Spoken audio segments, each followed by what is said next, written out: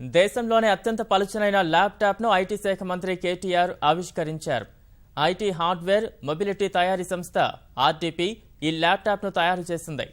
ల్యాప్టాప్ను కేవలం 10,000 రూపాయలకే అందించి మధ్యతరగతి ప్రజలకు సంస్థ మేలు చేస్తోందని కేటీఆర్ అభినందించారు.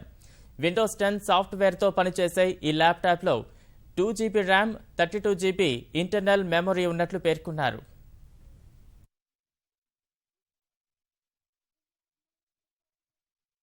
Price of a product is low. They typically end up assuming that the maker has compromised and cut corners in terms of quality. But I think this product looks world class. Honestly, the presentation was world class. The product looks world class. I hope it works world class also with Intel and Microsoft inside. I think it definitely will work very, very well.